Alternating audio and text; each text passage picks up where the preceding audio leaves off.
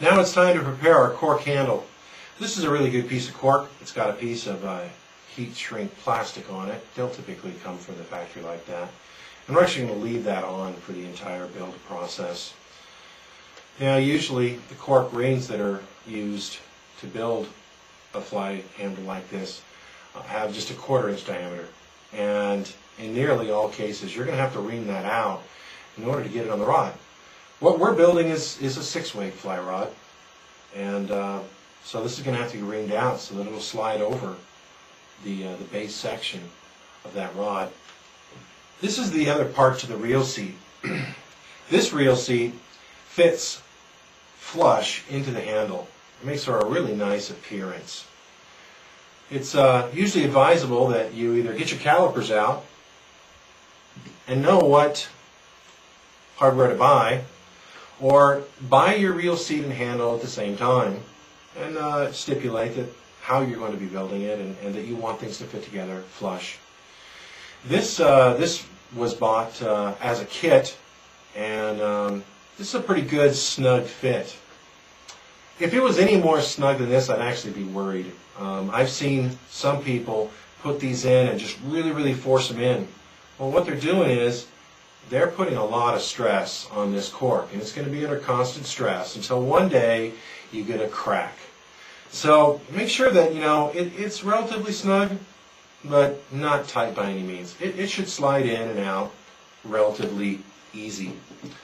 There's a wide variety of reel seats and grips out there, and for instance, I have another reel seat, another reel handle, for a different project that I'm working on. And this one has been relieved of so much material that, heck, this piece could fit right in there. Just fit all the way in there.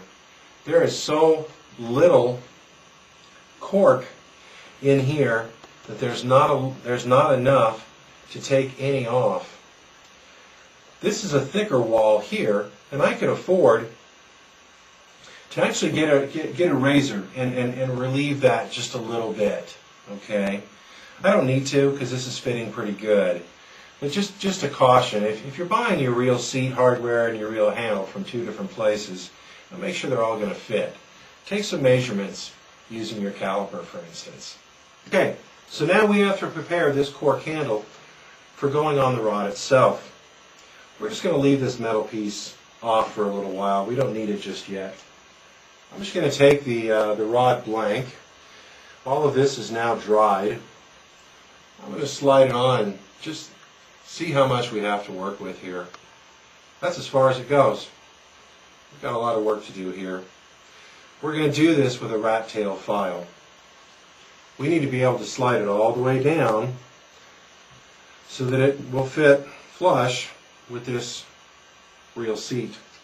So we're going to use a rat tail file. Now, this of course is tapered, thicker at the bottom than at the top.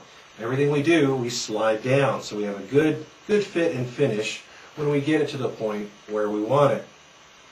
So we'll use a simple rat tail file. Rod building supply companies, quite a few of them, have some of their own tips and tricks for making this go faster. There's one company that makes something called a dream reamer, and it's actually some very coarse sandpaper wrapped around an old rod blank, and you can get in there and really relieve a lot of cork every single time that you twist it. I haven't gotten around to buying one of those tools, and really you don't need one just starting off. So I'm just going to use a simple rat tail file that I've used in the past. Obviously it's full of cork. And I'm always going to ream from the bottom up, okay? I don't want to get too happy over here at the very top and end up with a huge elongated hole that is so big that a winding check could even cover the gap. So I'm always going to work from the end. It's okay if you ream out too much here. You can make that up by wrapping some tape on the blank. So I'm just going to start the process very carefully. This cork is just totally unsupported, and it's pretty delicate in this particular state. So don't make the mistake of thinking you're going to hurry the process along by using a power drill. I've ruined some really nice cork grips by being in too big of a hurry. just use a rat tail file. Now, typically, you can screw the rat tail file in just a little bit, pull it out. And just do that over and over and over again until you get to the point where you can begin working back and forth in there and relieving more. So start off very slowly, support it with your hand all the way around it every single time. It's a long process, but taking your time is well worth it. Most importantly, I'm working over a towel right here, so all of these cork shavings are going to end up right in front of me. It's kind of a messy job, actually. You might want to use a mask over your face if you're inhaling a lot. One of the most important things is get yourself some kind of a container. Save this cork dust. That fine, fine cork dust that you see in this container is going to come in really, really handy when we want to repair some imperfections in the cork, or maybe repair a cork handle that a gouge has been taken out of it by a fish hook or something. Where you can actually take a small dab of Elmer's glue, for instance, and mix some of this cork dust in with it, just like you would mix up epoxy, for instance, until you end up with a wood putty-like paste, and push it into the pitting inside that cork. Let it dry, take some real fine sandpaper, sand it off, good as new. So, I'm just going to keep working on this. I predict it's probably going to take me about 15-20 minutes. But I like the process, and I like taking my time.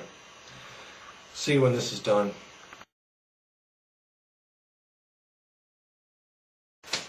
Now I'm ready to think about getting this on there. Now, we got to put this on first. The way that this is set up, it's actually kind of odd. This won't slide all the way down over the wood. So, it's going to really need to be glued into that cork, and then that will hold it into place. So, I want to really see some extra epoxy down here at this base, so that this ring essentially has some adherence to the blank itself. Let's zoom in and kind of show you what I'm talking about. See how this ring here is actually sliding all the way over. There's no retaining lip in there like a lot of other reel seats would have.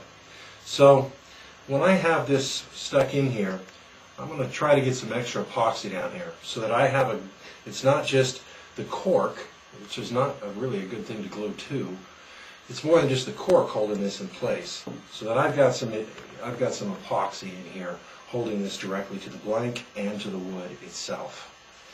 Because of this little gap right here, you don't want to end up with a lot of epoxy inside of this gap where the reel seat is going to go. So you need to be careful to keep extra epoxy out of there.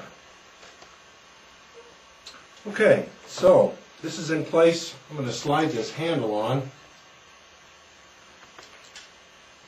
I'm going to push this into the cork grip,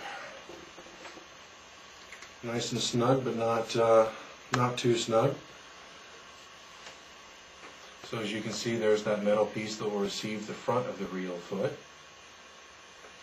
Now I'm going to run this all the way down, slide it onto the reel seat.